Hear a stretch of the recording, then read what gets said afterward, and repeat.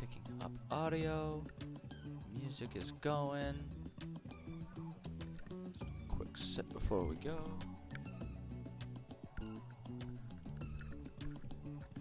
Awesome. Alright. I think we are good to go. So hello. I'm EnviroBoy. This is my channel. Welcome. And it's good to be back. It's good to be back. I mean, I know I was only here, like I was here last Friday. But, I don't know, it feels like it's been a while.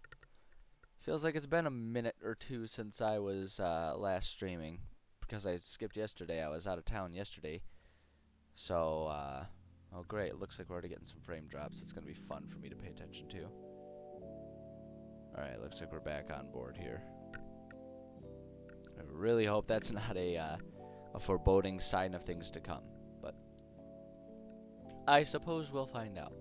At any rate, yes, welcome everyone. I'm glad I'm here. I'm glad I'm back. Let's go ahead and get into things here. We're doing some writing. We're gonna do some writing and stuff. It's gonna be fun. We're gonna have a good time with it. It's gonna be chill like it always is.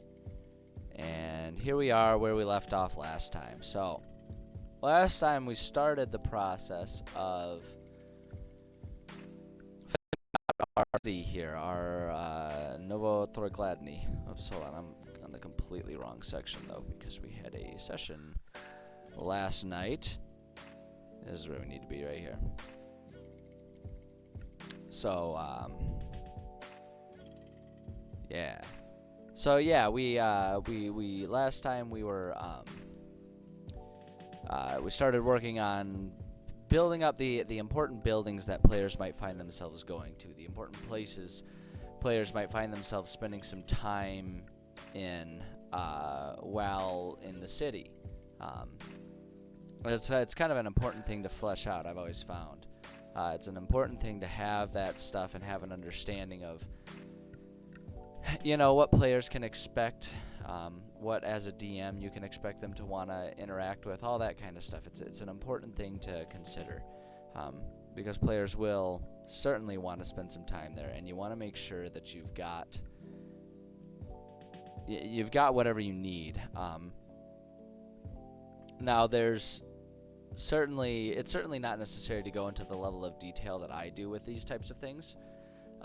As I'm sure people are kind of noticing, I am adding a lot of detail to things that don't, at least right now, explicitly have any sort of like missions associated with them, and I will be doing this level of detail as well for most of our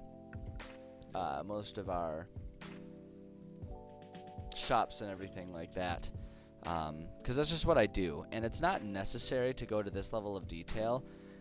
But if you're a DM and you're trying to think about, you know, you're trying to think about providing an immersive experience for players, making sure that you're prepared for whatever sort of happens, whatever comes your way, as a DM that your players throw at you, I highly encourage you at least think about having some notes written down for the shops, whether that's notes on who the shopkeeper is, notes on what type of inventory is common versus uncommon, you know, what sort of items can be crafted or commissioned there. I think that's really important stuff to have, and I think a lot of times it kind of goes overlooked by a lot of DMs, and I think that's how you can sometimes end up in situations where sort of shopping feels unrewarding to players. And that's fine if that's not, if you're not interested in providing shopping as an experience for your players, that's totally fine. But for the way I run games, I a lot of times provide like literal just treasure. Hey, Inflatable Cat, how's it going?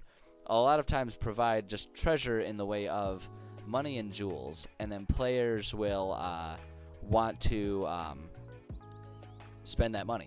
And if I don't provide good shops, detailed shops, that feels kind of hollow to them, right? And so, but it's much more rewarding if there's like actually an experience with shopping, and if they can build up those sort of relationships with shopkeepers, have a stronger understanding of what is and isn't available at a shop, all that kind of stuff. So that's why I'm going into this level of detail with the shops. Yeah, so here we are. We'll continue that. Yeah, kind of.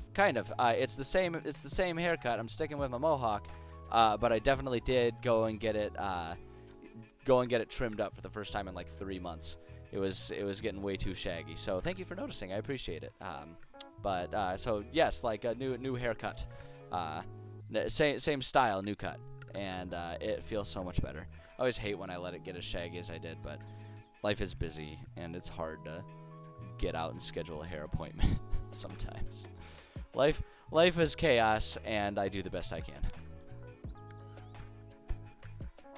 So after that whole spiel on shops,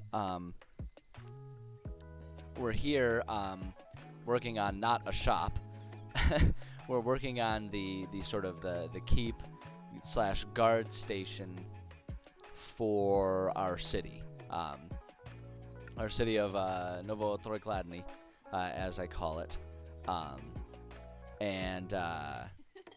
The keep is an option or a place that I don't know will ever be a place that players spend a whole lot of time. But it's definitely a really important part of a town, and I've sort of setting it up so that the keep and the guard station are one and the same. Two birds with one stone. I mean, really, that's the only reason. There's no reason to number them. That's why I'm doing it. Two birds, one stone. It's just easier that way. It's believable. Players will go along with it. And the idea of a guard station where our, sort of guard captain would be, that's definitely something that a lot of players will find themselves gravitating towards for one reason or another. It's very common for players to want to interact with those types of characters. So having a place where that happens is good. The other thing that is really handy about having a keep is if you ever want to sort of put the pressure on players and you have an established location like we do with our city here, having that city be under attack is a really good way to put some pressure on with players, especially if there's like a timing type of thing. If you're trying to encourage them to find this, that, or the other object in time, a lot of times having an attack on the city can be a really good way to get them to understand and feel sort of a crunch. I mean, it can be a pretty ham-fisted reason for why the city's under attack because they're being lazy. But it's not hard to do. And so if we have a keep here, then we kind of have a central base for any missions revolving around that. So I always find a keep to be a pretty important place to do. Good morning, Ghost Riley Ghost. Oh, thank you for the follow. I appreciate it. Appreciate you. Glad you're here. But yeah, so we started working on the map for the keep. And to be perfectly honest, doing the level of detail on these maps that I do, I just do it because I like it. It's fun. I enjoy doing it. So we had our kind of exterior mapped out here, right? It's not actually that complicated, but taking the time to add that detail is fun. Yeah, absolutely, Inflatable Cat. That's there's a lot of modules will do that. The other one that I always point to is if you're doing Horde of the Dragon Queen, right? You open up with that type of thing. You open up with a city under a siege, right? And so then so much of that first act of that campaign it really revolves around sort of players managing an attack and using the keep as their sort of base of operations for it, and it's a really, I don't know, it's a tried and true, it's definitely a trope to have the keep, cities under attack, the keep is where everyone's hiding. It's a very used trope, but things become tropes because they work. So providing that is always a good idea. And so we're just kind of working on mapping these things out little by little here. So we have our exterior here. We kind of got most of the way done with this. I do still need to add some lighting effects in here. So we're going to do that. Of course, our fire provides a lot of light. And then I want there to be light for our windows, but I kind of want those to be a bit smaller. because these are smaller portal windows. So I'm gonna put that there. And we've got one right there. Let's see, there's nothing there. It's just doors. Put that right there. Da da da da da and da da da. There we go.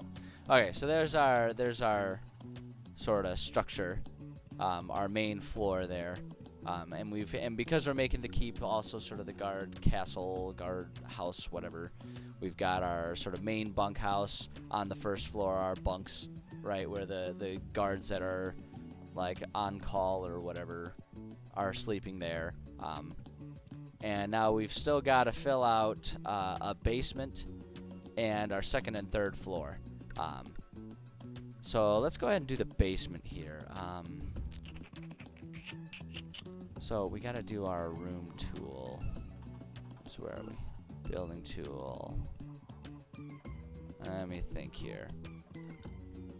It's always important to be attentive with this, because the rooms with this tool, I absolutely love using Dungeon Draft for making dungeons. That said, it's finicky, so I always have to pay close attention when I'm doing these things. I also want to make sure our floors match up. So it's 5 by 1, 2, 3, 4, 5, 6, 9, 10. 5, so it goes 5 over 10, 2, 3, 4, 5, 6, 7, 8, and then 8. And then I know that that side is 5 as well. Okay. All right. So the basement, I just want to do, yeah, we'll just do stone. And then for our walls, I don't want wood. Just want, I guess stone is the most sensible. So we're going to come over here. What is it? 5 and 4 over. Starts there. We go, oh, wait, hold on. We need to do it this way. We go 5, and up 10, 3, 4, 5, 6, 7, 8, 9, 10. And we go over 1, 2, 3, 4, 5, 6, 7, 8. Up 5. Come over and just match it up there. Boom. There we go. Okay, there's our cellar. That actually looks really good for a cellar. Be perfectly honest here. Now, one thing that I'm realizing that I think I did wrong on the top here. We want to go to our main floor. Yeah, I need to grab this staircase here. And we just need to move this up a little bit there, because it goes down. That's our staircase that goes down. It doesn't, I don't know. I'm not sure that I'm convinced that that necessarily looks like it could be both going up and down, but if we just know that that goes down, then good enough. It's whatever. So now we got our basement, and now we've got space, because if we had it against the wall the way those steps were going, then no one would have been able to actually like get out of there, and that doesn't do us any good. So let's see here. We don't need to worry about windows or doors. It's a basement. Although, actually, no, that's not true. That's not true. We do need to worry about a door, because we want to make sure that there's like an escape route type of portal here.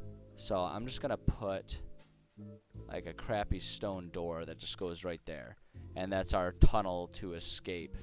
And actually what we can do, just to add to that a little bit here, is we can take our same setup, right, and we can just go like that. It didn't do the same setup, did it? I don't know why it did. Why is that looking entirely different? Whatever. I guess it doesn't really matter. That, and take our wall tool here. Oh wait, hold up. Make sure we've got our stone wall there. There we go. So we put that there, and now we can place a door on it. There we go. That's what we need.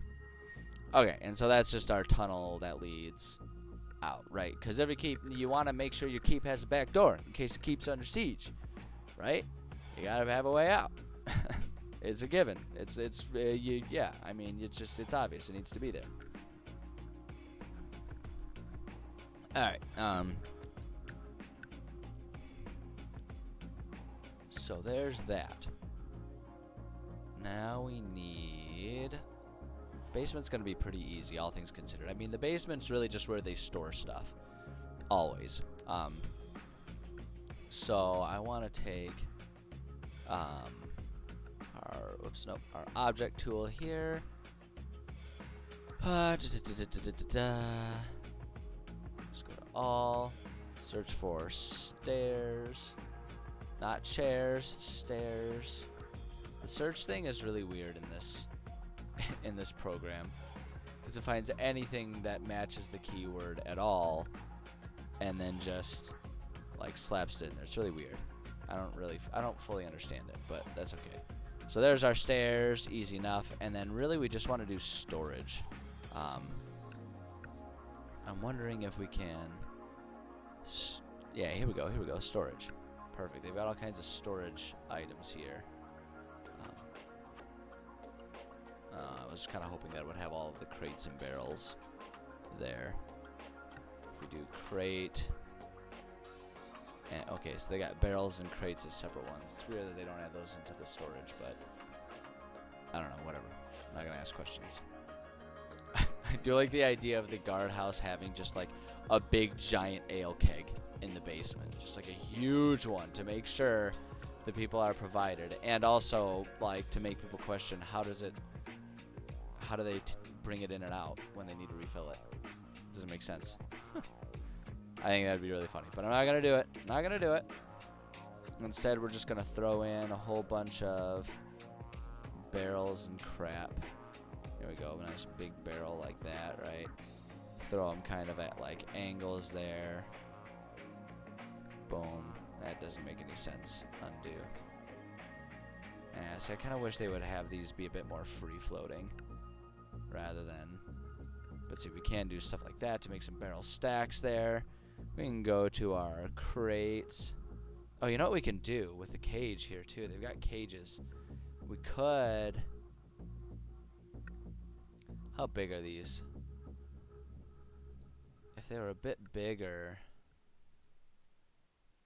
I guess with a cage this size, because we could have this also be our, like our prison, right? If it's the guardhouse, it would make sense for there to be a prison. So it makes sense that we could add in here, like some cages for a prison. I'm kind of bummed that they're not bigger. I mean, we are talking about a prison here, but at the same time, I don't know, I feel like we don't have to be quite so dickish as to give them such tiny little cages here, but that's okay. I guess if we're just talking about a prison, right? So it's like the prisoners, maybe the prisoners just kind of go along there or something. I don't know. I'm not sure. I'm not 100% convinced that I'm in love with that. I guess the other thing, what I could do, hold on, let's delete, yeah, see, look at this. We can just make them bigger manually. Grab that. Yeah, just make them bigger in general. Oh wait, hold up, undo that. There we go. Look at that. There we go. That's kind of what I'm looking for. I want nice big cages. We're jailers, not monsters. At least that's what I'm aiming for. I don't know. I guess if you want to be a monster in your game, then by all means. Because the other thing to keep in mind, I've had this happen plenty before. The other thing to keep in mind with this type of stuff, if you're going to throw in a prison, I don't put in a prison unless I'm prepared to use it against my players, and this has happened to me plenty of times before. Can I copy this? Yeah, here we go. Copy and then paste. There we go. One more. There we go. Because yeah, I have used prisons on my players before. I have had to throw my players in prison. And it's always really funny too, because at least with my games, my players are always extremely indignant about it. Like if I throw my players in prison, they get very upset about it. Like very upset about it, and it cracks me up every time because I never do it lightly. I never do it lightly. I never throw them in prison when I can just levy a fine on them or give them a stern talking to or make them do community service, right? I never throw them in prison lightly. So when they do end up in prison, it's always hilarious how much of a to-do it ends up being, because it usually revolves around, like, it usually results from players doing something absurd. Like the last time I had to throw my players in prison, it was because they burned down an entire crop, like an entire cornfield, and then assaulted and tried to kill a child that was possessed. And while it was granted the child was possessed, they didn't try to capture said child. They tried to kill the child with fireball, which is what lit the fields on fire, because it was during a drought. So to the guards, they tried to kill a child and ended up burning a large portion of the town's food supply. And then they got really mad when the guards brought them to jail and held them in jail until such a time as a trial could be held for them.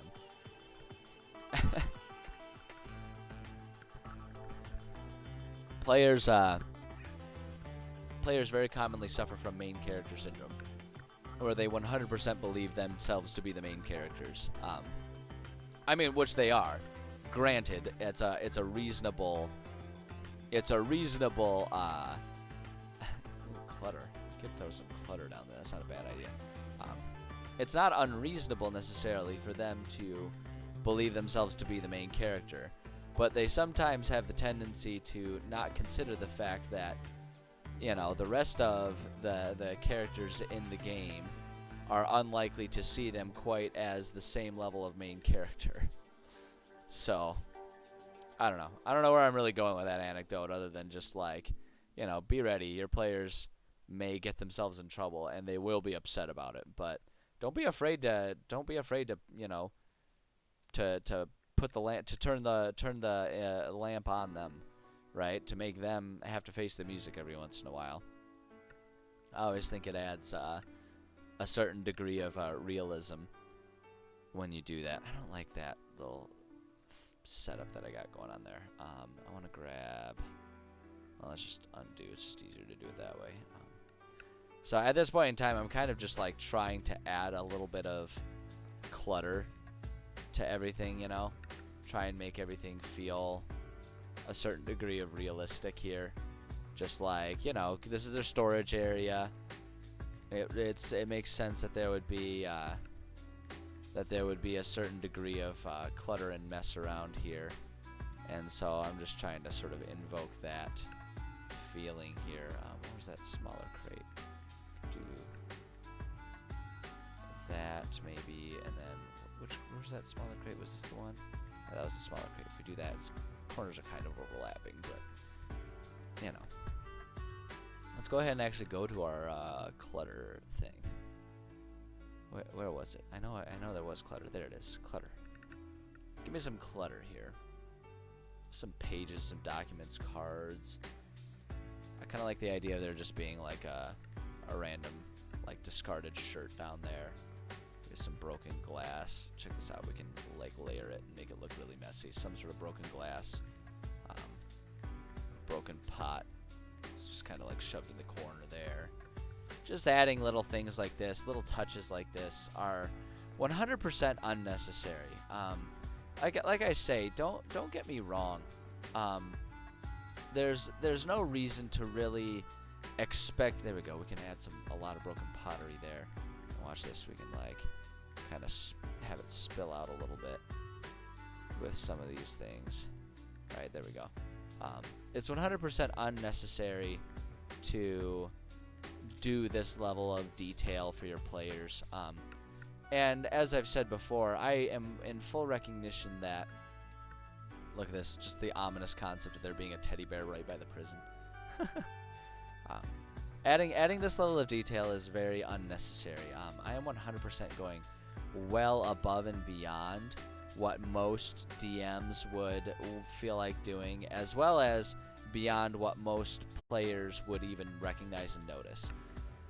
But for me, adding this level of detail is kind of what makes world building and DMing fun, right? And I think it's 100% valid and valuable for us as DMs to be willing to make our own fun in these types of, in these games.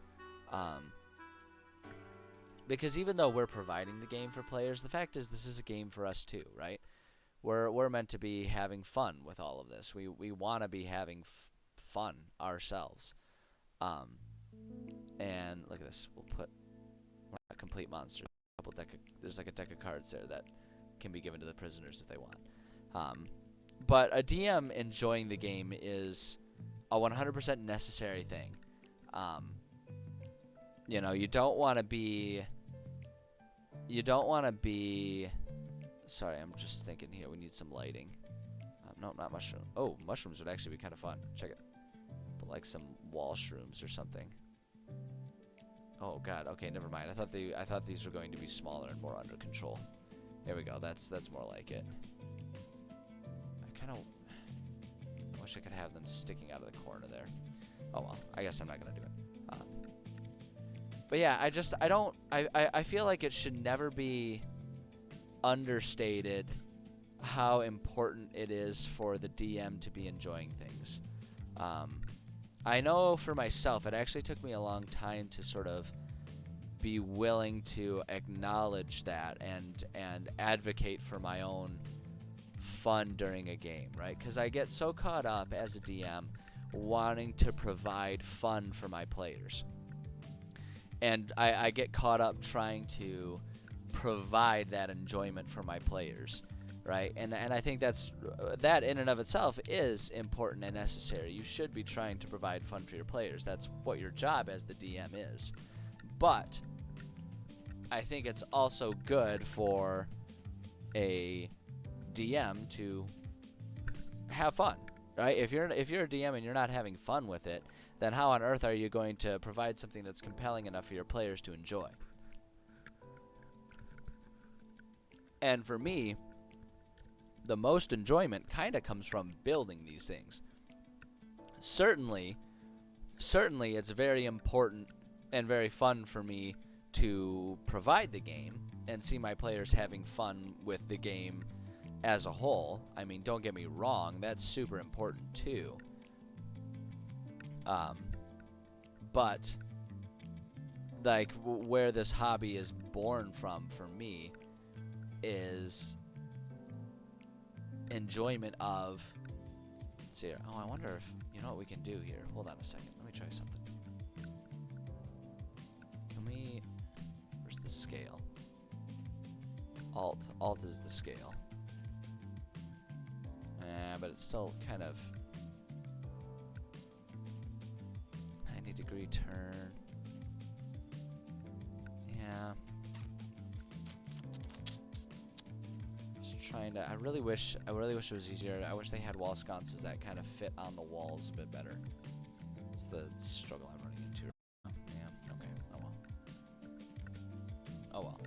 So yeah, I really enjoy world building, and so for me, this is the fun part of it, right? This is where it comes. This is where it's really fun. Making these detailed, immersive environments for my players to enjoy. Because the other thing about it is, once this work is done, once I've gone through the effort to do this for my players, right, this is then providing the game, being the DM, that's pretty easy. The job kind of takes care of itself at that point in time. Or so I've noticed. Hold on. Let me make sure I'm paying attention here. We want this, and what type of flooring was I using? Or wall? It was the stone walls. Okay. So I don't know. I'm kind of ranting and rambling. Half because I don't really know what exactly. I didn't come into this with a prepared speech, and half because I'm splitting my attention between trying to say something and trying to focus on making what I'm making. Let's see here. 1, 2, 3, 4, 5, 6, 7, 8. So it's kind of a rambly thing that I'm stating here, but I guess I don't know, maybe I'm trying to justify why I'm going through this level of tedium, both to the audience and to myself here, because this is, as I say, I'm in full recognition that this is a whole lot more detail than what most players will ever notice. But you know, I enjoy doing this. This is what's fun for me. The world building component is the enjoyable part, and I think that it's very important to be enjoying that. So, and the other thing about it too is, as I say, the point that of this stream, the reason that I'm into the streaming here of this writing stuff, and I think the reason that people do kind of come in and watch and enjoy the streams that I provide, is that, you know, going through all of these processes isn't exactly something that everyone is inherently going to do, right? And so this kind of provides that sort of, I don't even know what I'm trying to say here. I'm like only half focused. That's too many windows. It's way too many windows. I don't know, like I think people like seeing this process and how it goes in, or at least from the feedback that I have received, that seems to be the case. So, you know, just going through and adding the detail, taking the time to do all of this stuff is what people seem to like about when I'm streaming these. So, ask and you shall receive, friends. Ask and you shall receive. Alright, stairs. We're using this staircase here.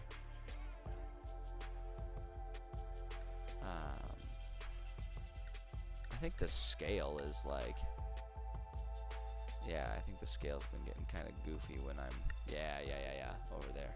That's part of the reason, maybe that's part of the reason why the mushrooms look so goofy and huge. Goofy and huge mungus. Alright, so I need to go back down a level and make sure that I have the stairs lined up. Okay, so the stairs go right there. Okay, so the stairs are bisected by the theoretical wall if it continues all the way across. So then if we go to second floor, so that puts the stairs right there. Perfect. Although, oops, you know what? I see something that I wasn't paying attention to. I want this right here. Because I feel like when you have the dark, the shadow there, it kind of makes it a bit clearer where the up and down are supposed to be, I guess. I don't know. I'm probably just bullshitting and making shit up. I don't fucking know. Dirty little secret about this, everybody, is that I don't know what the hell I'm doing. I make it up as I go. But I feel like that's in and of itself an important lesson for people to sort of like observe and see and understand. Because I think I talk about it a lot, the concept of sort of like analysis paralysis and worrying too much about getting something perfect or exactly right the first time. And I just think that that's an unhealthy expectation for people, anyone who's trying to write anything.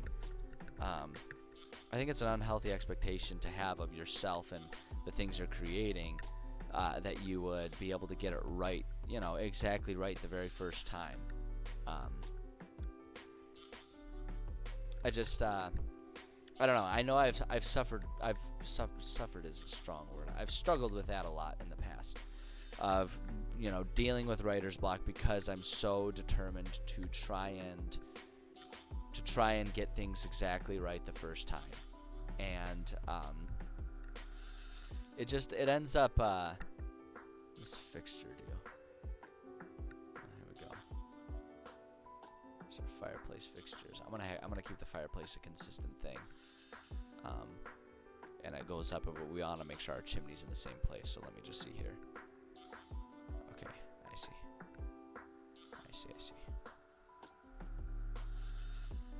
So that goes right there. Okay. So yeah, I don't know.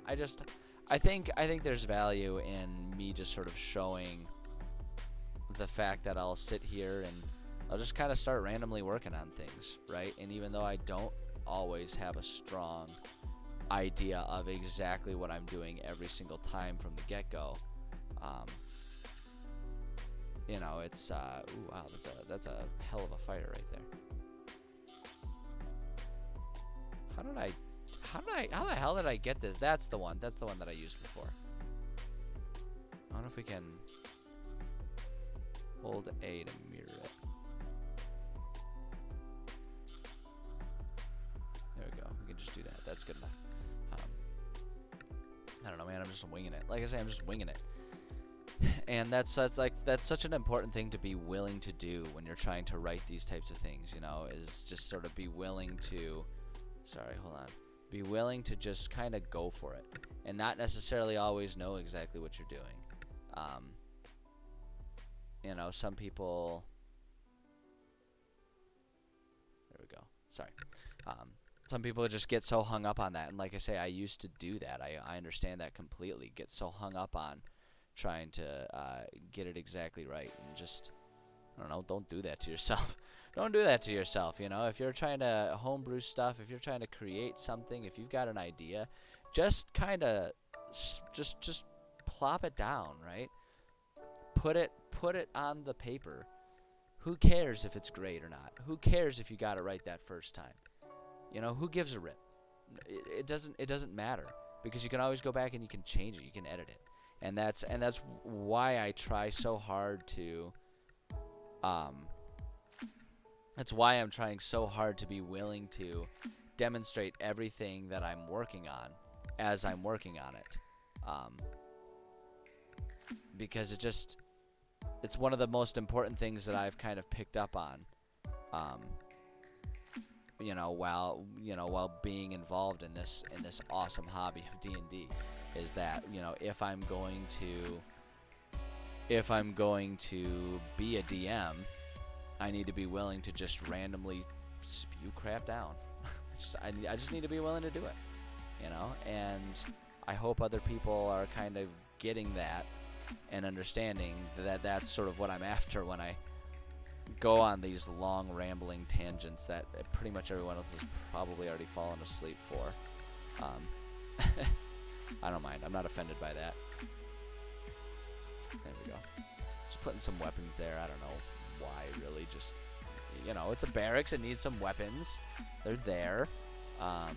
Let's just put some more tables to sit around here. So I'm making all these other floors just to sort of explain what I'm doing while I'm working on this. Like I say, we're working on the keep, and I'm just trying to fill up the floors.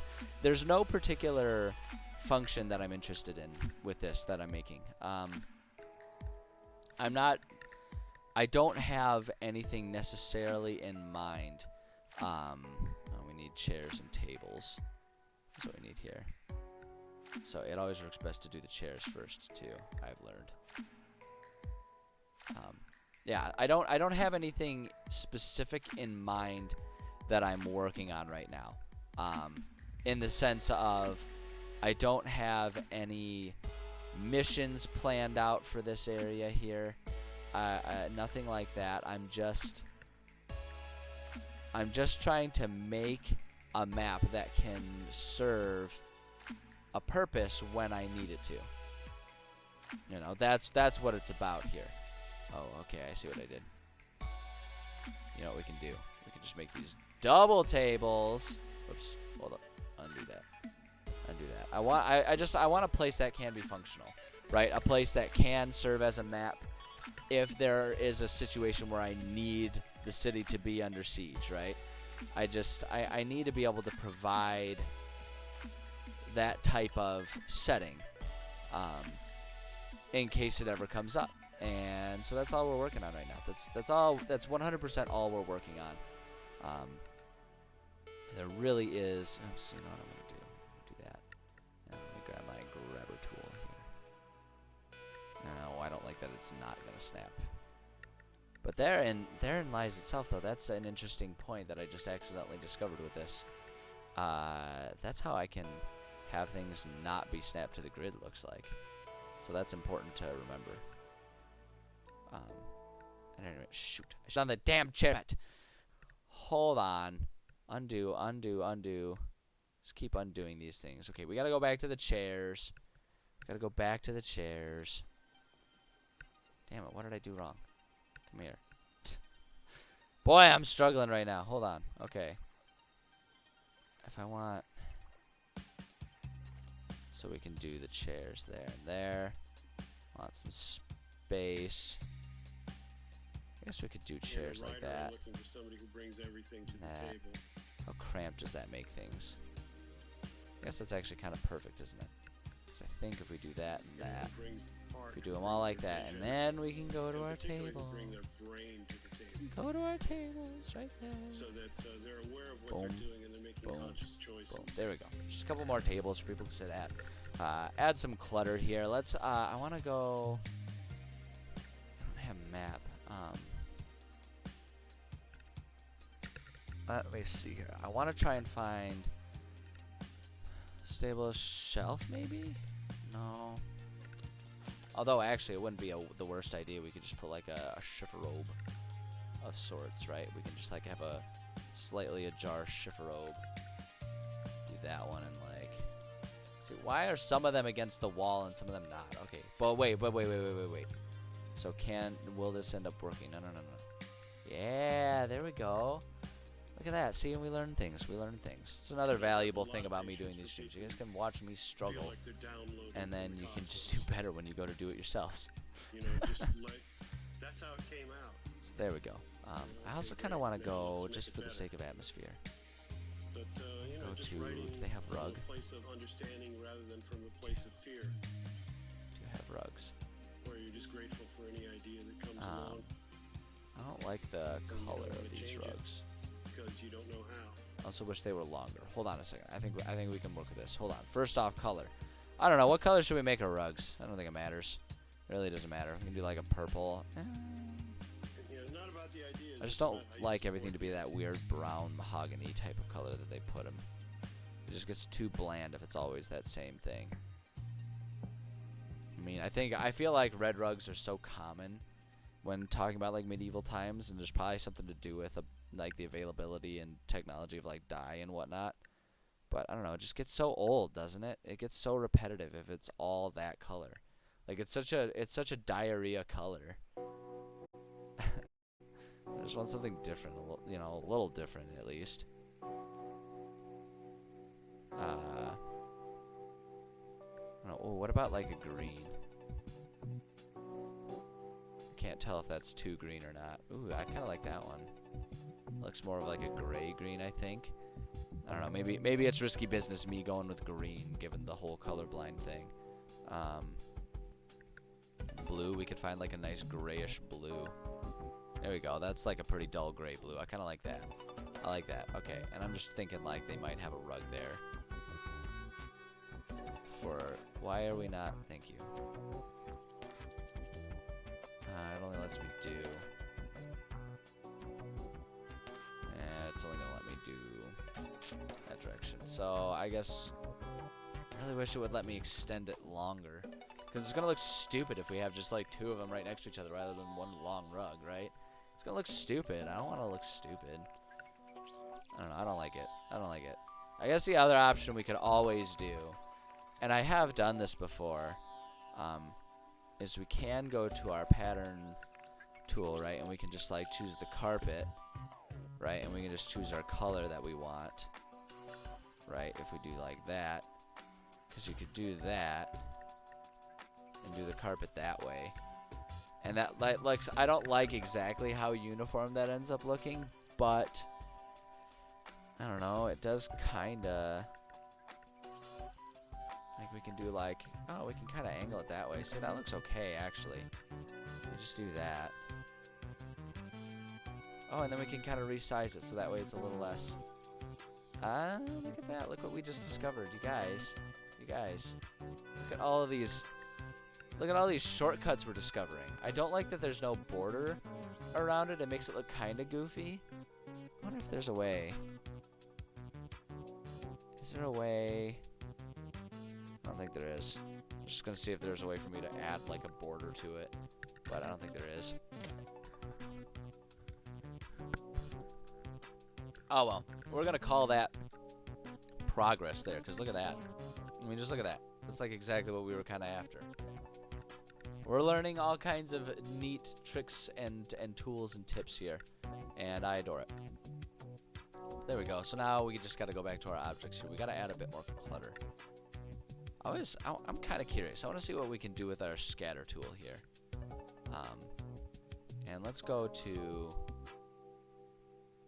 Let's just try. Wait, where's our clutter? Where's our clutter? Because yeah, we can add like a pile of cards or something. I don't like how big that is. Hold on. Okay, so never mind. We're not gonna go to our scatter tool. We're just gonna go to our regular one. It's clutter. There we go. Da da da da da da. Oops. There we go. That's what I wanted. There we go. We can like put a pile of cards. It's just like right there. We can put. Oh, see, like look at this. Like the scale for some of these things is so weird, right? Kind of like the idea of doing like a couple chessboards there. Actually, wait. There we go. That's what I wanted.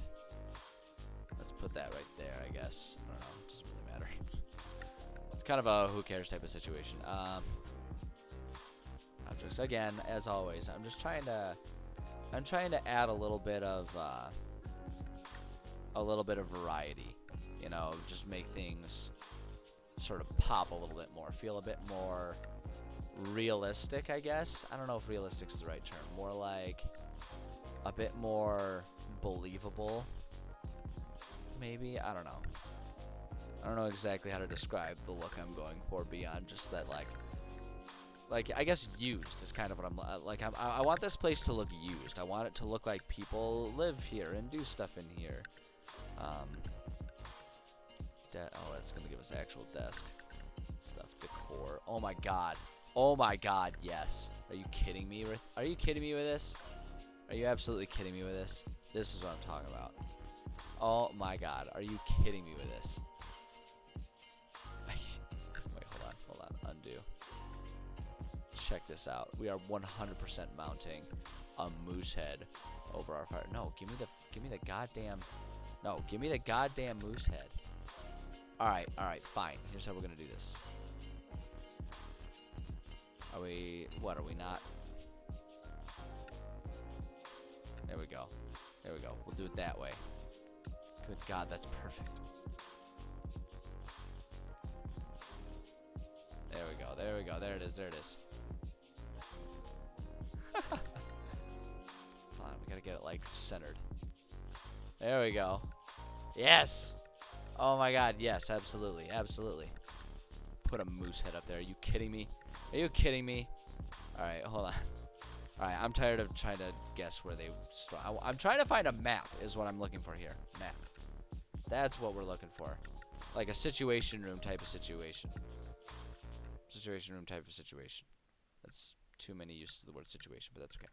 Alright, so there we go. See, now, again, like, it looks lived in, right? It looks... Because this isn't a dungeon. This isn't an abandoned cave that just has nothing going on or whatever, right? This is an actual place that actual NPCs do actual things in that players might, at some point in time, interrupt and get involved in. So I want to make this place if players walk into it, I want them to feel like they're walking into a real place. So, okay, so now let's get up here, and now we'll do our final floor here. Building tool, we can do that. Same setup here. That 1, 2, 3, 4, 5, 4, 5, 6, 7, 8, 9, 10. 3, 4, 5, 6, 7, 8.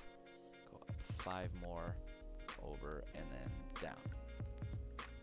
And we're just gonna do our stairs in the same place as this one when the time comes, but we need to put in a couple more windows. I'm intentionally not lining the windows up with the ones at the bottom, because realistically that would look kind of really freaking weird if they always had the windows like completely lined up. Sometimes buildings do that and other times they don't, but considering this is meant to be kind of a protected location, I feel like they would kind of go out of their way to have things be a little irregular for strategic purposes. I don't know if that's 100% historically accurate, but truth be told, I'm not that concerned. That's just gonna be real about it. Not overthinking that one. Don't really want to. Okay, so let's go ahead and go to our stairs here. This one, and I'm gonna have it be the same way, right? Like it's one of those things with a staircase. Like it goes up, and then you kind of come around, and then you go up. You know, it's that type of situation. Hi, kitty. Look at you coming up here to say hello. I know, honey. Might see a cattail. There she is. I know, little girl. Are you gonna come sit on my lap? That's a good spot for you. It's always a good spot for you. There you go. Good kitty. Good kitty. Oh, she's a sweetheart.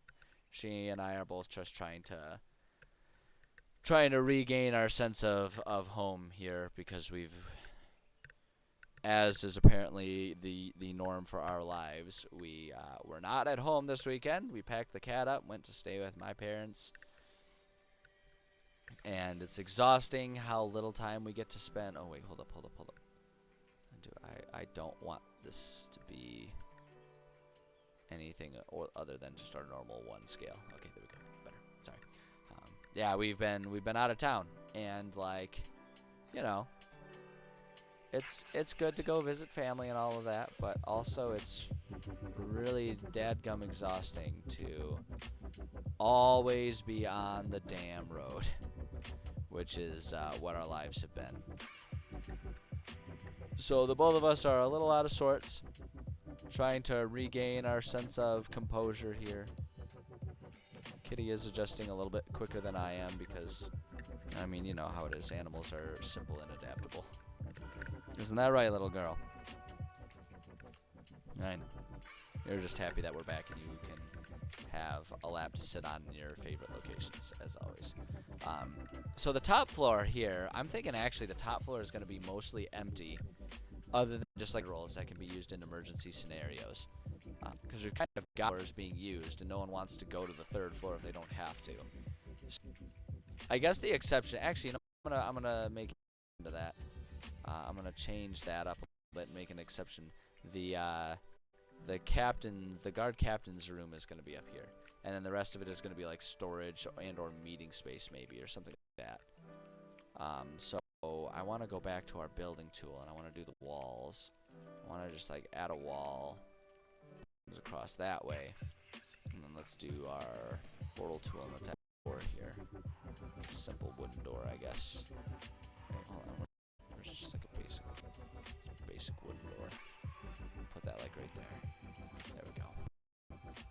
So we'll do that, and now we can go to our object tool. Let's go ahead and hold on. Where's I think let's give him like a little lamp of some sort. I don't want to do that. Actually, candelabra. Be kind of nice. Let's actually, you know what? Let's do desk. He's gonna have a desk.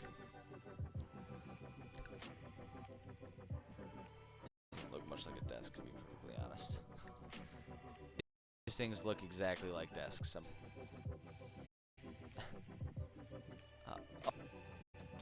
Yeah, okay. A table. Maybe that's my own bias coming through. I hate tiny desks. I hate when a desk is just super small and not functional at all. I cannot stand that shit. It makes me so upset. Like, irrationally angry, as you can hear me sitting here discussing it. Like, I really cannot stand it. Actually, you know, hold on, undo. Let's go there.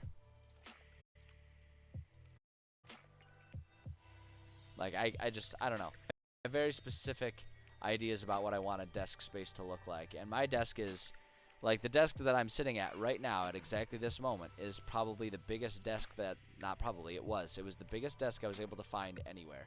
It's an IKEA desk that is almost more a table than a desk. The hard part with using a table is sometimes the heights aren't quite right. But, like, so many desks are so small. Like, they're just barely big enough for a computer.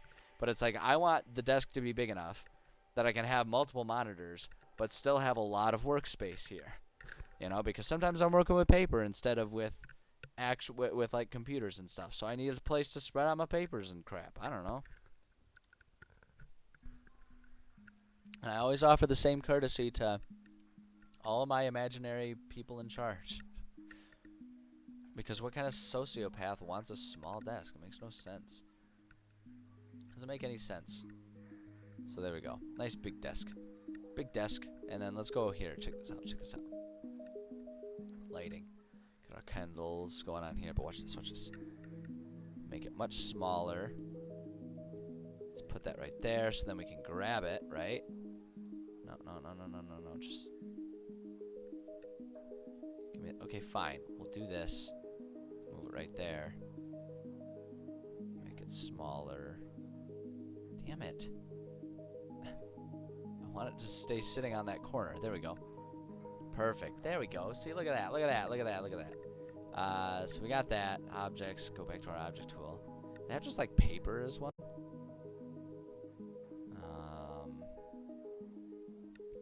If we do table, that's only the tables, right? Weapon window, wood. So just like sticks lying around. Okay.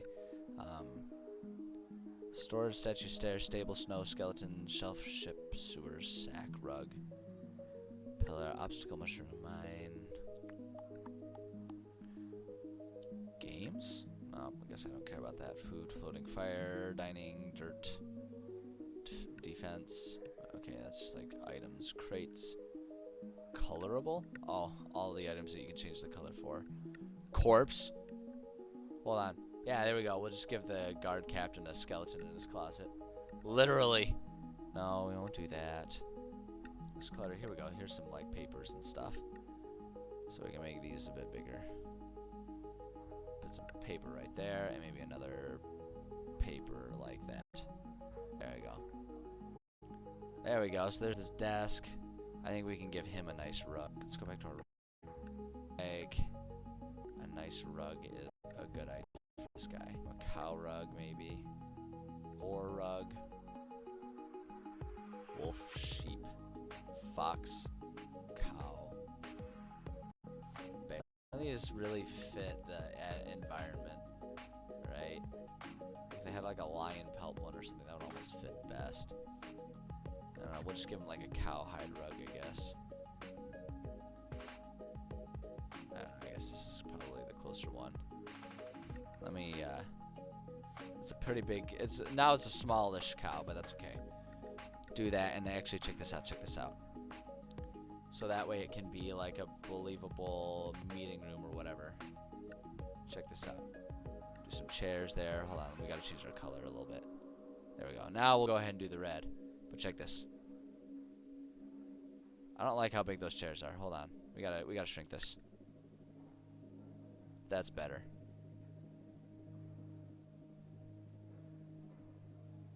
Hold on. Okay, fine. Do it the hard way.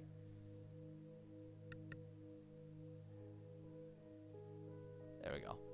Check it. A couple chairs there, and we can go table. Basically, so I feel almost like a bit of a jerk. Almost, not quite, but almost. Because I feel like at this point in time, people are starting to feel like I must have conned them. Because this isn't, at this stage, at this point, I think it's a fair assessment to say this is no longer a D&D stream, and it's 100% me just playing Sims without playing The Sims. Like, that's what I think. That's where I think this has gone on accident. Hold on, for a candle, we just want to put smaller light. Boop, there we go, perfect. Yeah, no, I'm starting to feel like I might have accidentally conned people a little bit. Convinced you that this is D&D, but really playing The Sims, right? Decorating all crap. But there was quarters right up there, right? Our captain's office. It will be your friend. No more than the table you could actually, you know what? For the sake of practicality, like, it wouldn't actually be all that absurd for there to just be a bed. That's a crib, isn't it? Cradle, yeah. I'm gonna say I liked the kind of like framing of it in a sense, but here we go. We can just do like they call it an Egypt bed, but it's just the importance of it is that it's like a 4-poster of sorts. Get corner there. I don't know. I don't know, man.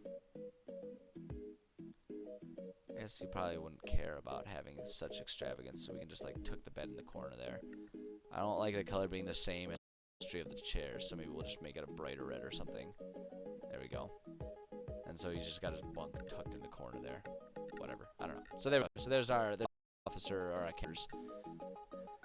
And now out here. So here's where we can just kind of have things be a little bit like storage and stuff. I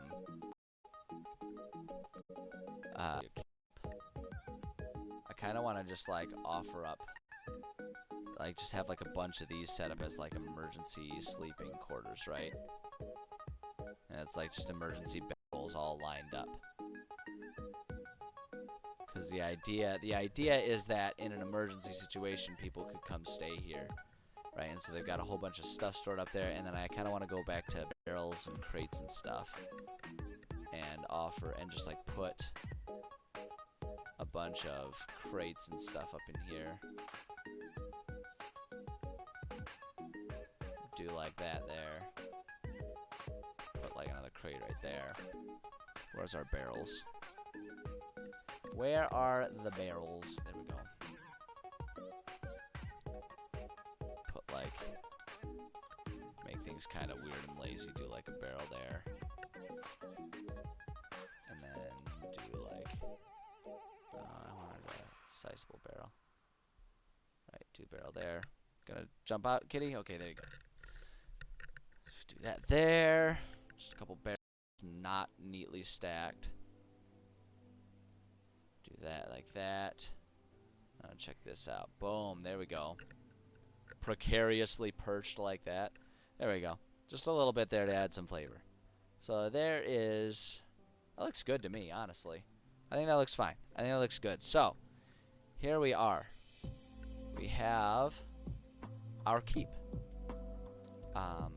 It is in excruciating detail, which many people will probably find to be unnecessary. And that's okay. That's okay. If this doesn't fit with what you are wanting for your games, for your campaigns, then by all means, don't do this level of detail, right? This is at this stage, we're going above and beyond. And the reason we're doing it is because this is my style of DMing, and oh wow, man, I've been dropping frames real bad. This whole I feel bad. I feel like at this point it's too late. I'm kind of already in it. Kind of keep going with it, and I'll fix it for am doing Mass Effect. But on of all these frame drops, it does this from time to time, and there's not really a consistent indicator of when it is and isn't going to be frame droppy during the stream. Just frustrating to me. There's a lot of things that frustrate me, but what doesn't frustrate me is the progress we've made on this keep. Namely that it's done. Or at least the map of it is. So I think that's great. I think that's really great. So now the last thing that I want to do here with this keep is we've got our shop template. Not necessarily a shop, but this is the closest as it's going to come for having a OneNotes template that I've made that fits with that the keep fits into. So we are going to do the keep here, and we're just gonna use what parts are relevant and get rid of the rest, as is sort of the most sensible approach to using a template. Really, like that's what a template is. It's a chance for us to use what we need and get rid of the rest. So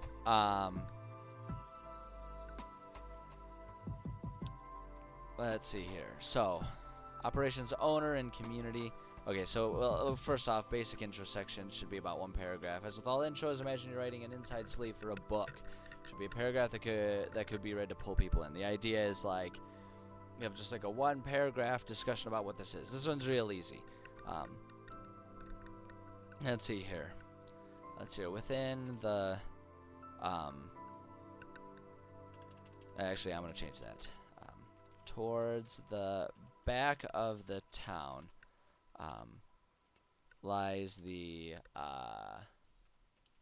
guardhouse slash keep.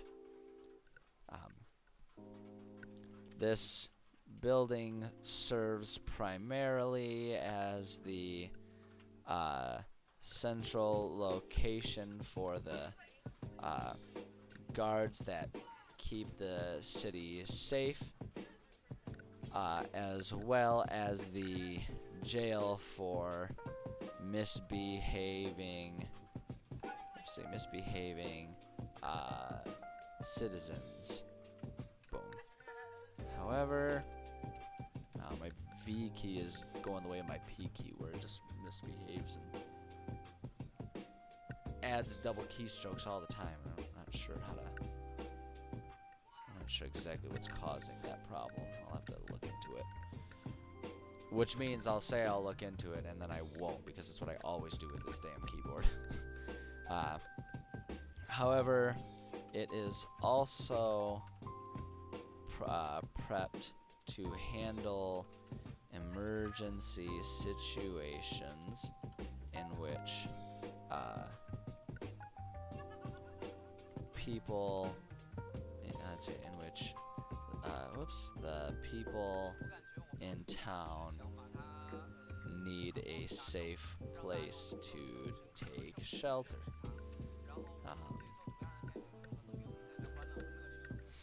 It has yet to be used for that purpose, but but given the nature of the wilds, it is generally accepted that it is only a matter of time. Boom. Just do that. So now, for the owner, instead of there being an owner, we're just going to talk about the guard captain. Because truth be told, that's who players are most likely going to have to interact with if they're going to the guard tower. Alternatively said, if players are going to the guard tower, or the guard house, the guard location, the keep, it's because they're going to want to speak with the guard captain. Players love talking with guard captains.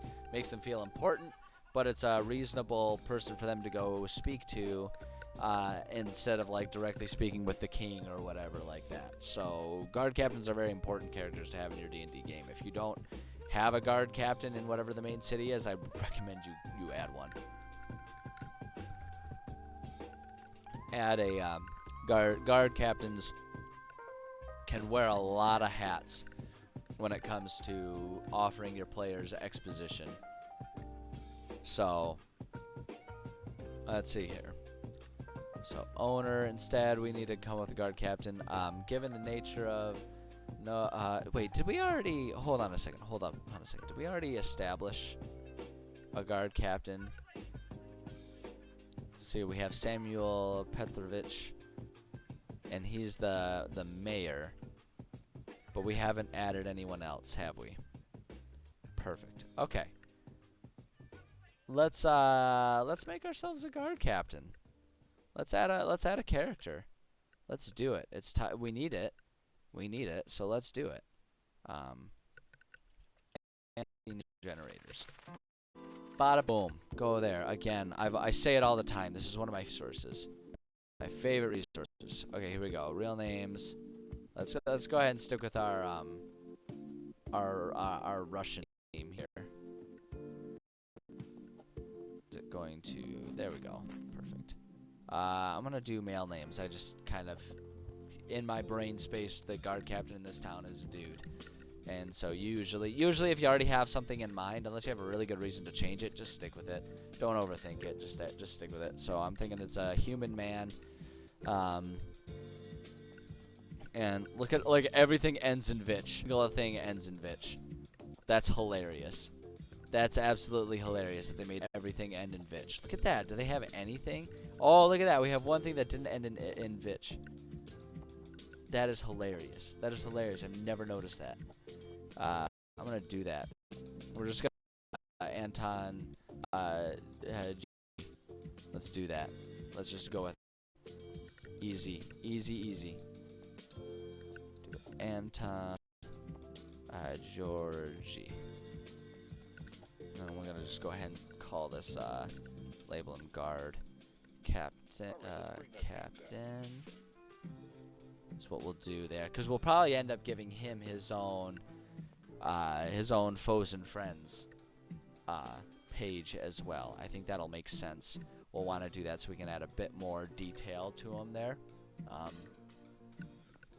But then again, I'm not sure. I don't know. Let's see what we fill out here and see if this feels satisfactory. So, yeah, no, I'm already immediately thinking that at least the guard captain probably deserves his own friends and foes page. So we'll get there. We'll get there. Personality quirks here. Let's just say with this one, I think we've kind of already established. Well, wait, hold on a second. Let me see something. I feel so much like we've already kind of filled this out. High-ranking officer in the Wall Guard of Husvik and was an obvious choice you can oversee as a leader for this pioneer city. A serious man who takes personality. His community members alive does not have. So okay, so that's where I'm getting confused, because we had Samuel Petrovich. We had him being part of the guard in the past, but I don't think he's going to be the guard captain in this city, because he's the leader. He's meant to be the leader. That's his role. And he himself would be given his own thing. So let's do this. For his for this little bit where we give him a bit more personality. Actually, no. Let's put a little bit here. Let's say appointed by Samuel. Right. It was Samuel Petrovich. That's right. Petrovich. Appointed by Samuel Petrovich due to their history of serving in the Fosvik Guard together.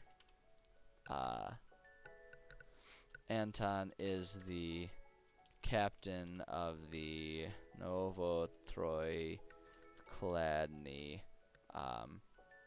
Look at how adept I've gotten at saying and spelling Novotroy Kladny. I feel accomplished for that. If I'm being perfectly honest, I feel like I've actually achieved something with that, which is absurd, obviously, but like genuinely, I feel like, boy, I'm really getting attached to this and engrossed in this thing that I've created here. Great. Let's see here. Henry Guard. Whoops. Hold on. What happened? Oh. How do I expand this again? I don't know how the frick I did that. Okay, there we go. I guess you can just open it that way. I don't know how I don't know what button I pressed to close it. It just sometimes accidentally happens. There we go. China's captain of the Novotroy Kladny Guard.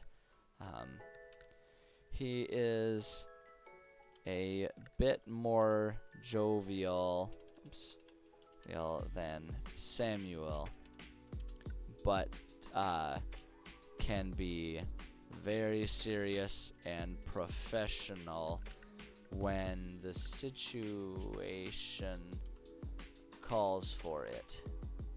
He is well decorated. From his past, and is well respected by the men serving as guards for the city. And we're just gonna leave it right there. We don't need to add more detail. If we're gonna add more detail, it'll be in his character sheet, like his actual character bio sheet or whatever. So let's see here. Personality quirks. So again, we can kind of do this. Friendly, severe, overworked for this one. We'll say here, Anton is very friendly until there is any threat involved, in which case he becomes quite severe and severe and intimidating. Boom, bada bing, bada boom. There we go. Reception to haggling, that's just completely not applicable in this situation. And again, this is because we're kind of hot wiring the merchant or the shop page here. We're kind of hijacking it. So let's see here. So as far as the creativity, normally this is about commissioning items to be made in a shop or something like that. But what I'm going to do is I'm going to hotwire this and say Anton loves hearing ideas from other people.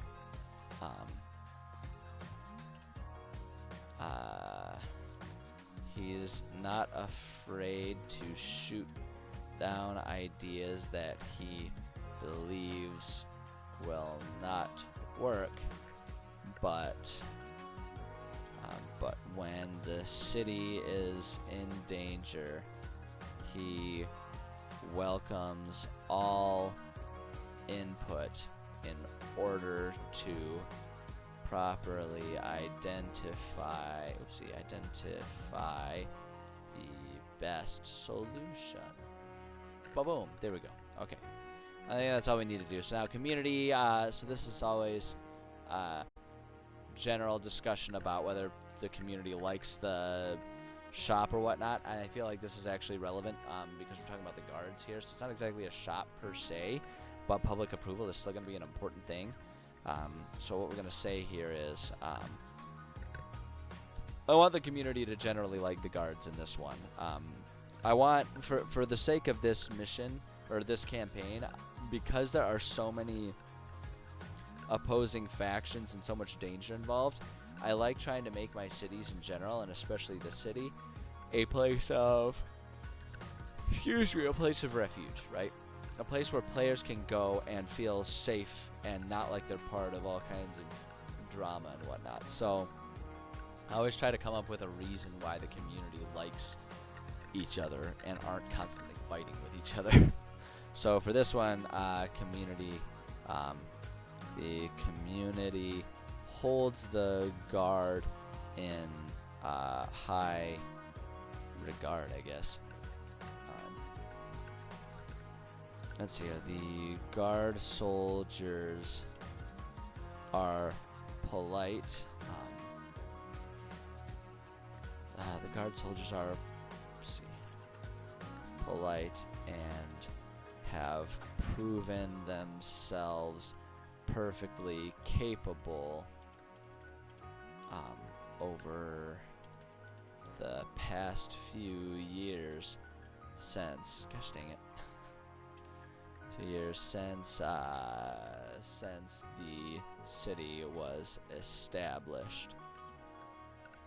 They tend to be passive or downright absent for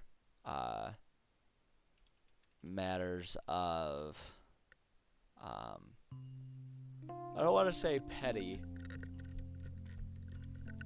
because I don't want to imply that citizen problems are always petty, but like petty as in like low impact maybe. Let's see, since they tend to be passive or downright absent for matters of well, I'm going to say minor citizen dispute, using instead to have people figure it out for themselves.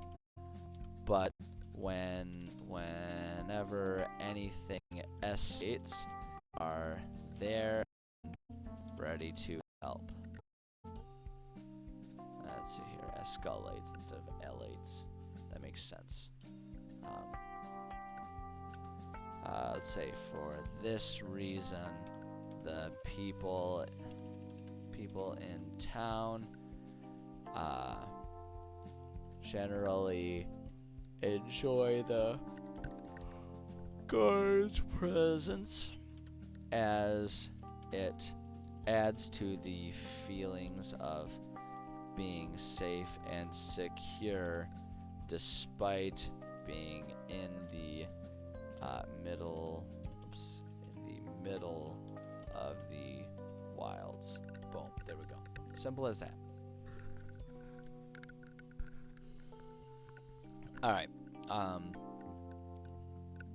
So now, the thing about this is, this whole table is unnecessary for this particular location, because we are kind of, like I say, we're hot wiring and using the shop template for this, but there's not actually anything to buy. So we just want to leave it like this. The one thing that I am going to say here, that this we might put some mission options or mission beats or something like that in here. We might add that, but we're not going to do that right now. We're going to save that for later. So that's good. And now I just want to copy. Now we're going to do my thing, copy link to page. I'm going to go into our city here, and we are going to go to there, and then paste that. Boom, there we go. There we go. Good to go. All right, so now the last thing for us to do here, not the last thing for us to do, there is no aspect of this campaign that is at the stage of last thing to do. But what I am going to do is I want to go ahead and work on either Samuel Petrovich here, or actually who the person I'm going to work on is going to be Anton Georgi here. I want to build him. So we're going to take a character template page, copy that. I think if I do it, yeah, it'll put it down below. I gotta remember how to spell it. Take me to the atlas. Why are we? Gosh dang it! My computer is being as difficult as possible right now. All right. Let's try closing and reopening OneNote. There we go. Boy, oh boy. Things can't ever be simple, can they? Alright, Anton Georgi. We're just going to copy this. No, we're not. Anton Georgi. It's easy enough to spell. Fuck it. Alright, Anton Georgi. There we go. And that can go right up there. And so now I'm just going to immediately, before I forget, because that's his name, copy link to page. And then we are going to go into our atlas here. And we're just going to go right there. Highlight that. Check this. Boom. There we go. There's our link. Because then we can just take it right there. Okay. I'm not going to worry about that. Cliff notes there. So history. I want to... Honestly, I don't know that we need a whole lot of extra history. Let's just do... Anton was born and raised in Fossvik. From an early age, he was fascinated with the idea of becoming a soldier.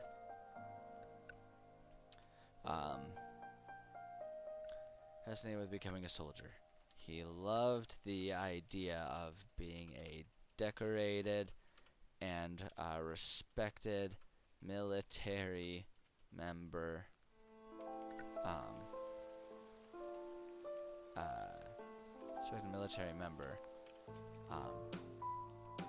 Encouraging his friends to play cops and robbers frequently, and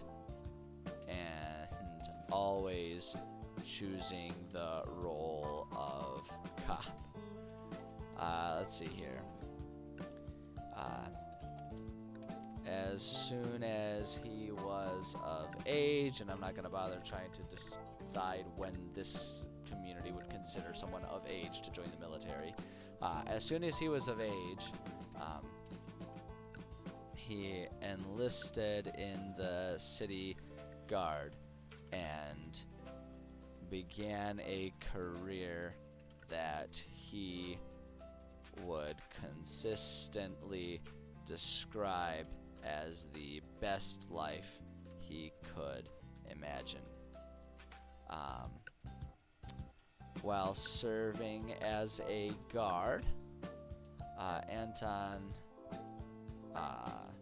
became friends with a bunkmate, and that's where we're going to add our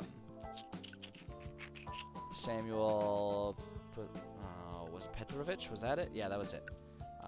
Samuel Petrovich. And here's what I'm going to do. I'm going to highlight this. So that way, whenever I do get around to making Samuel's character sheet, right, we can just like fill it in right there. Links on links, baby. Links on links. It's one of my favorite things to do. Alright, as long as it's not like continuing to highlight, then we're good. Okay, good. The two served together, both becoming decorated and respected members of the guard, taking charge in many dangerous situations and demonstrating a willingness to enter harm's way in order to keep the wilds at bay. As time wore on, Anton began thinking more and more of retirement.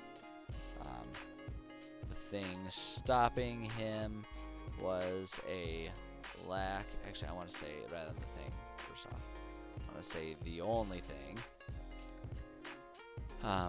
was an understanding that full retirement would likely leave him bored and restless. Fortunately,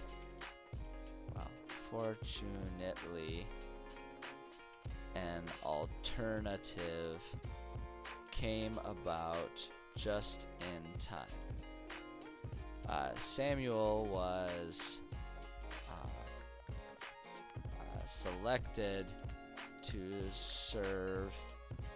Let's say, I want to change this. I want to say when Samuel was selected to serve as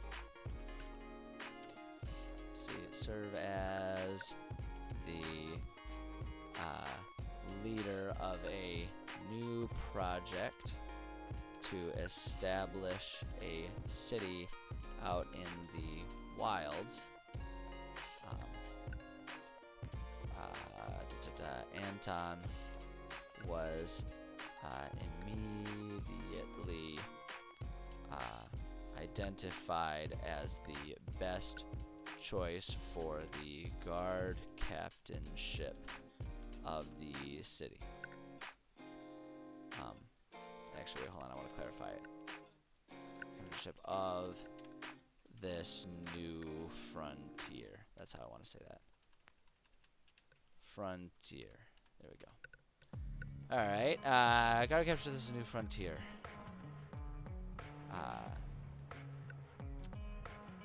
This new excitement, let's say this new position felt to Anton as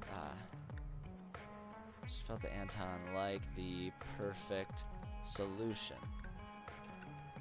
Less labor as a captain,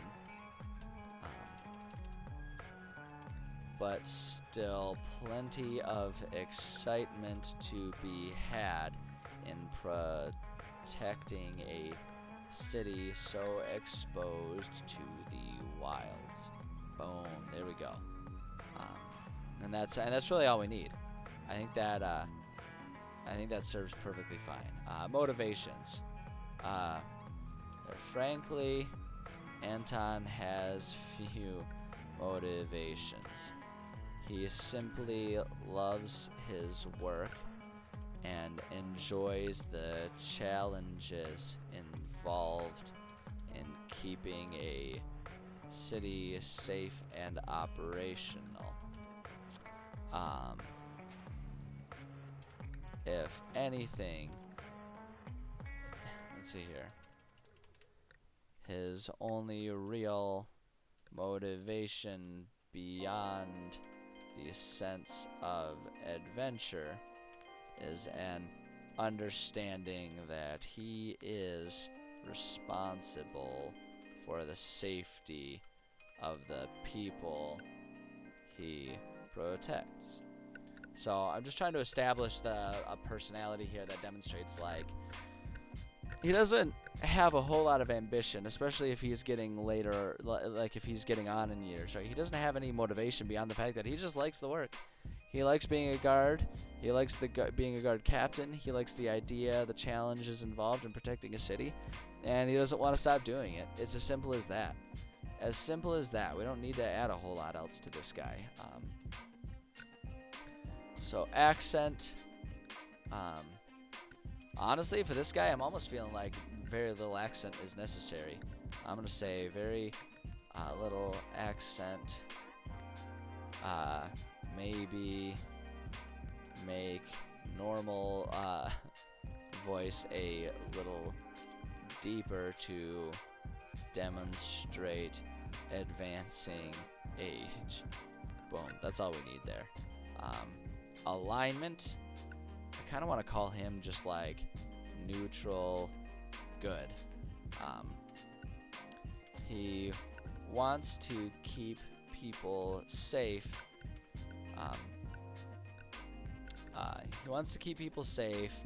But has a middling regard for rules. He follows when they are sensible, but is more than willing to go off script if he believes the written laws are inadequate, or I'm just gonna say inadequate. Like, that's really the thing for him. Like, he'll follow the rules, but if the rules don't allow him to do his job properly as he sees fit, he'll play fast and loose with them. I think that's kind of where I'm feeling this character is. So the nature here, react to the environment. Are they impulsive? All that kind of stuff. Let's see here. Anton is quick. I'm gonna say he's quick to react to situations, but would not be described as impulsive. He insists on having every bit of information possible before making a decision, but he will not hold off on making a decision when necessary, even if he is lacking in some details. So again, I feel like in general this character is pretty bland and generic, but honestly I don't have a problem with that. I think it can be perfectly functional to have characters exactly like that. Have characters that are a little bland but serve their purpose well. I think it's easy to, when you're playing a game, especially with your friends, to try and have every character be sort of bombastic and larger than life, right? Because there's this impulse, this instinct as a DM that you really want NPCs. Like, if you're gonna bother putting in the effort to coming up with an accent and a backstory for a character, there's this impulse to, make it to make that character memorable. And that's not necessarily wrong, but if every character is memorable, then none of them are memorable to a certain degree. Sorry, I just had to check something real quick there. Okay. Hold up. Almost there. Okay. There we go. So yeah, so I think it's fine to have characters. I feel like I say that a lot. But it's fine to have some characters that just sort of serve the purpose, right? You know, it's like if every character is some weird deranged individual who's a little bit of a sociopath, even if they're friendly, then, you know, that becomes the monotone.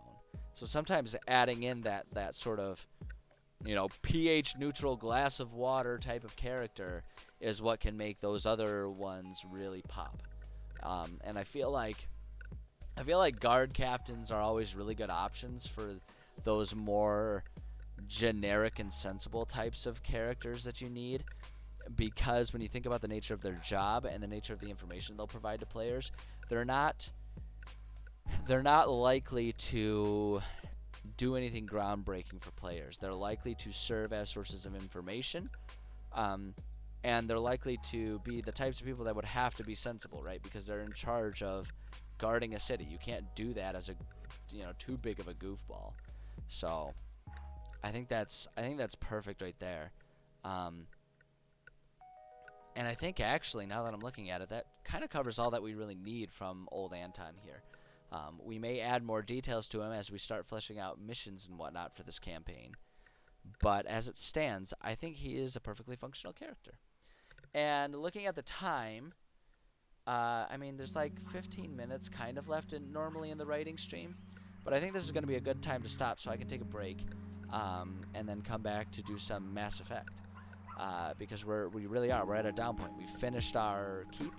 As well as our keep leader, so to speak. Let me just make sure. Did I remember? I did. Yeah, I did remember to put the link for him there. So yeah, I think this is a good place to pause. You know, for now, just stop for the day. So excellent. Yeah, I'm pleased. That's what I wanted to get done. I wanted to get the keep done. So that way we can spend the rest of the week working on a couple more shops or something along those lines. So I am pleased. I'm pleased as punch, and I'm just happy to be back.